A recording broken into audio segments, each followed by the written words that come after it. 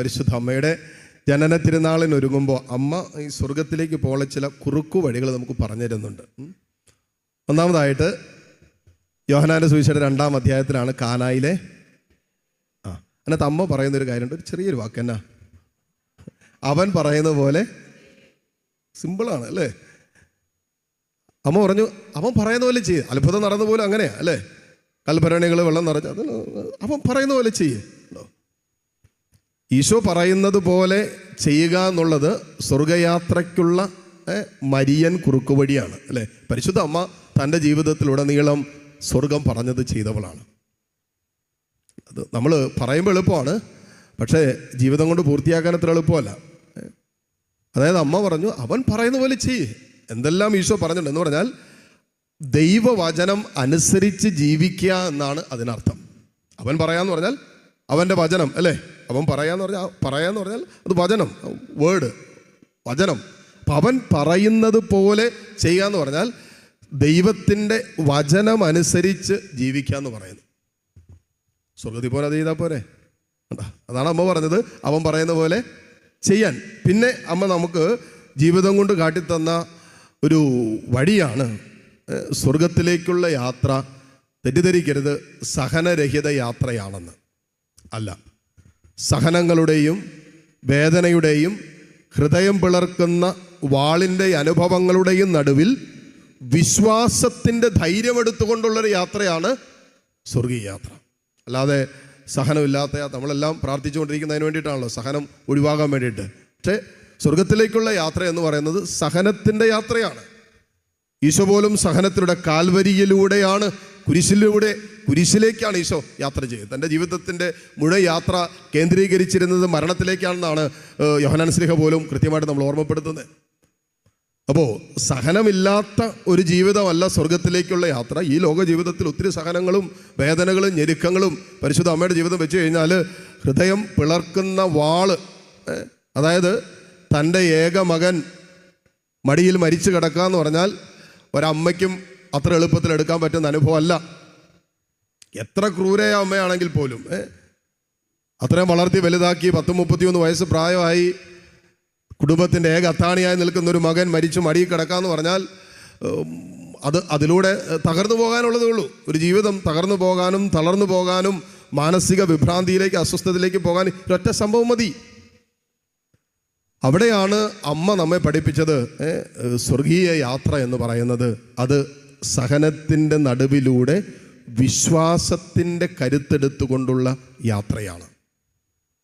ചില സമയത്ത് ഹൃദയം പിളർക്കുന്ന ചില അനുഭവങ്ങൾ സ്വർഗം നമുക്ക് സമ്മാനിക്കും. ഹല്ലേലൂയ. അത് ദൈവിക പദ്ധതിയുടെ ഭാഗമായിട്ട് അതാണ് അമ്മ പറഞ്ഞു തരുന്നത്. ചിലപ്പോൾ ഈ യാത്രയിൽ സ്വർഗം നമുക്ക് ചിലപ്പോൾ ഹൃദയം പിളർക്കുന്ന, തകർത്ത് കളയുന്ന ചില അനുഭവങ്ങൾ സമ്മാനിക്കും. അതും അമ്മ സ്വീകരിച്ചു ഈ യാത്രയിൽ. അപ്പോൾ ദൈവം അനുവദിക്കുന്ന സഹനങ്ങളെ സ്വീകരിച്ചുകൊണ്ടുള്ള ഒരു യാത്രയാണ് യഥാർത്ഥ സ്വർഗീയ യാത്രയെ നമ്മ പഠിപ്പിച്ചത്. അതിൽ അമ്മയെ മുന്നോട്ട് നയിച്ച പ്രത്യാശയുണ്ടല്ലോ, അതാണ് നമ്മൾ പഠിക്കേണ്ടത്. എന്തെല്ലാം സഹനങ്ങളും എന്തെല്ലാം വേദനകളും എന്തെല്ലാം വിഷമങ്ങളും ഉണ്ടായാലും അമ്മയുടെ പ്രത്യാശ നഷ്ടപ്പെട്ടില്ല. മകൻ മരിച്ചപ്പോഴും അടക്കിയപ്പോഴും ഒക്കെ നമുക്ക് പ്രത്യാശ ഉണ്ടായിരുന്നു. അപ്പോൾ പ്രത്യാശ നഷ്ടപ്പെട്ടു പോയാൽ പൗലോസ്ലീഹ പറയുന്ന പോലെ പ്രത്യാശ നമ്മെ, ഇതെല്ലാം നിങ്ങൾക്കറിയാം, പ്രത്യാശ നമ്മെ നിരാശരാക്കുന്നില്ല. കാരണം നമുക്ക് നൽകപ്പെട്ടിരിക്കുന്ന പരിശുദ്ധാത്മാവിലൂടെ ദൈവത്തിൻ്റെ സ്നേഹം നമ്മുടെ ഹൃദയങ്ങളിലേക്ക് ചൊരിയപ്പെട്ടിരിക്കുന്നു. റോമ 5, ഞാനൊരിക്കൽ പഠിപ്പിച്ചാണല്ലോ, മറന്നുപോയോ? നിങ്ങളെല്ലാം പെട്ടെന്ന് മറക്കും. റോമ 5:5 കേട്ടോ. പ്രത്യാശ നമ്മെ നിരാശരാക്കുന്നില്ല, കാരണം നമുക്ക് നൽകപ്പെട്ടിരിക്കുന്ന പരിശുദ്ധാത്മാവിലൂടെ ദൈവത്തിൻ്റെ സ്നേഹം നമ്മുടെ ഹൃദയങ്ങളിൽ ദൈവത്തിൻ്റെ സ്നേഹം ഒരുവൻ്റെ ഹൃദയത്തിൽ ചൊരിയപ്പെട്ടിരിക്കുന്നത് കൊണ്ടാണ് അവന് നിരാശയില്ലാത്ത, അവന് പ്രത്യാശയുണ്ട്. പരിശുദ്ധാത്മാവിലൂടെ ഈ സ്നേഹം ഒരുവൻ്റെ ഹൃദയത്തിൽ കിടക്കുക. അതുകൊണ്ട് അമ്മയുടെ ഹൃദയത്തിൽ ഈ ദൈവസ്നേഹത്തിൽ അധിഷ്ഠിതമായ ഒരു പ്രത്യാശയും സ്വർഗത്തിൻ്റെ വാഗ്ദാനങ്ങളിൽ അധിഷ്ഠിതമായ ഒരു പ്രത്യാശയും അമ്മയ്ക്കുണ്ടായിരുന്നു. അതുകൊണ്ട് എന്താ, സ്വർഗം പറഞ്ഞതൊക്കെ അമ്മ സ്വീകരിക്കുകയും പൂർണ്ണമായിട്ടും വിശ്വസിക്കുകയും പ്രത്യാശിക്കുകയും ചെയ്ത ഒരു ജീവിതമാണ് അമ്മയുടെ ജീവിതം. അതുകൊണ്ടാണല്ലോ നമുക്ക് ഈ ലോകത്ത് ഏറ്റവും നല്ല മാതൃക പരിശുദ്ധ അമ്മയാണ്. ഹല്ലേലൂയ. ഏറ്റവും നല്ല മാതൃത്വവും ആരാണ്? അമ്മ തന്നെയാണ്, അല്ലേ?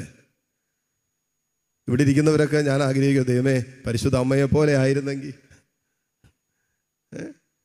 8 നോമ്പൊക്കെ കഴിയുമ്പോൾ അമ്മയുടെ ഹൃദയം നമുക്ക് കിട്ടിയിരുന്നെങ്കിൽ, അല്ലേ? അമ്മയുടെ മാതൃത്വം അത്രയും മനോഹരമാണ്. കാരണം എന്താ? അമ്മയ്ക്ക് വിശ്വാസം ഉണ്ടായിരുന്നു, ഈ സഹനത്തിലും പിടിച്ചു നിൽക്കാനുള്ള വിശ്വാസം ഉണ്ടായിരുന്നു, പ്രത്യാശ ഉണ്ടായിരുന്നു. ദൈവത്തിൻ്റെ വചനം ജീവിതം കൊണ്ട് അനുസരിച്ചവളാണ് അമ്മ. ഉണ്ടോ? മനോഹരമായ. അതുകൊണ്ടാണല്ലോ ഈ ഭൂമിയിൽ നമുക്ക് പരിശുദ്ധ അമ്മയുടെ ജീവിത മാതൃക, യേശുവിനോടുള്ള ബന്ധത്തിൽ ഏറ്റവും ശക്തമായി അനുകരിക്കാൻ പറ്റുന്ന മാതൃക പരിശുദ്ധ അമ്മയുടെ മാതൃകയാണ്. അതുകൊണ്ടാണ് സഭയിലാണെങ്കിൽ പോലും പരിശുദ്ധ അമ്മയ്ക്ക് നമ്മൾ ഒരു പ്രത്യേക വണക്കം നൽകിയിട്ടുണ്ട്.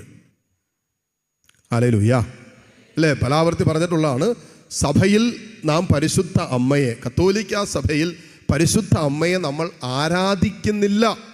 എപ്പോഴും അറിഞ്ഞിരിക്കണം. ആരെങ്കിലും ചോദിച്ചാൽ പറയണം, പ്രൊട്ടസ്റ്റന്റുകാർ ചോദിച്ചാൽ പറയണം, ഞങ്ങൾ അതിൻ്റെ സഭയിൽ പരിശുദ്ധ അമ്മയെ ആരാധിക്കുന്നില്ല. ആരാധന ആർക്കാ? ദൈവത്തിന് മാത്രം. ആരാധന ദൈവത്തിന് മാത്രം. പിന്നെയോ സഭയിൽ പരിശുദ്ധ അമ്മയ്ക്ക് നമ്മൾ സഭാ പഠനത്തിലൂടെ കടന്നു പോകുമ്പോൾ ധൂളിയ എന്ന് പറയുന്നൊരു വാക്കാണ് ഉപയോഗിച്ചിരിക്കുന്നത്. ധൂളിയ എന്ന് പറഞ്ഞാൽ വണക്കം. പരിശുദ്ധ അമ്മയ്ക്ക് പറഞ്ഞിരിക്കുന്ന വാക്ക് ഹൈപ്പർ ധൂളിയ എന്ന് പറഞ്ഞാൽ പ്രത്യേക വണക്കം. മനസ്സിലാകുന്നുണ്ടോ? എല്ലാ വിശുദ്ധരെയും നമ്മൾ വണങ്ങും, ആരാധിക്കുകയല്ല, വണങ്ങുകയാണ്, ബഹുമാനിക്കുകയാണ് ചെയ്യുന്നത് എന്ന് പറയുന്ന പോലെ പരിശുദ്ധ അമ്മയെ ദൈവവചനത്തോട് ജീവിതം കൊണ്ട് പൂർണ്ണമായും സഹകരിച്ച അമ്മ, ദൈവിക സ്വരത്തോട് ജീവിതം കൊണ്ട് വിശ്വാസത്തോടും പ്രത്യാശയോടും പ്രത്യുത്തരിച്ച അമ്മ, ആ അമ്മയുടെ ജീവിതം നമ്മൾ ഈ ഭൂമിയിൽ എന്നാ ചെയ്യുന്നതെന്ന് ചോദിച്ചാൽ അമ്മയെ നോക്കിയിട്ട് പ്രത്യേക ഒരു വണക്കം, മറ്റുള്ളവരെക്കാളും പ്രത്യേകമായൊരു വണക്കം പരിശുദ്ധ അമ്മയ്ക്ക് സഭയിലുണ്ട്. കാരണം അമ്മ യേശുവിൻ്റെ അമ്മയാകാൻ, ദൈവത്തിൻ്റെ അമ്മയാകാൻ തിരഞ്ഞെടുക്കപ്പെട്ടവളാണ്. ഹല്ലേലൂയ. അതുകൊണ്ട് സ്വർഗത്തിൻ്റെ തിരഞ്ഞെടുപ്പിനെ നമ്മൾ എന്നും മാനിക്കണം. നമ്മൾ ആരും തിരഞ്ഞെടുത്തില്ല, സ്വർഗം തിരഞ്ഞെടുത്തതാണ്. അതുകൊണ്ട് സ്വർഗത്തിൻ്റെ തിരഞ്ഞെടുപ്പുകളെ നമുക്ക് നിസ്സാരവൽക്കരിക്കാനോ നിസ്സാരമായിട്ട് കാണാനോ പറ്റില്ല. അതുകൊണ്ടാണ് നമ്മുടെ ഈ സ്വർഗീയ യാത്രയിൽ പരിശുദ്ധ അമ്മ, അമ്മയുടെ മാതൃത്വം, അമ്മയുടെ മാധ്യസ്ഥ്യം, അമ്മയുടെ മാതൃക, ഇതൊക്കെ ഒരു ക്രിസ്തീയ ജീവിതത്തിൽ നമുക്ക് അടിസ്ഥാനമായിട്ട് സൂക്ഷിക്കാൻ പറ്റുന്ന കാര്യങ്ങളാണ്. കാരണം എന്തോ വലിയ മാതൃകയാണ് അമ്മ നമുക്ക് തന്നിരിക്കുന്നത്. ഹല്ലേലൂയ. സന്തോഷത്തോട് പറഞ്ഞ ഹല്ലേലൂയ, ഹല്ലേലൂയ.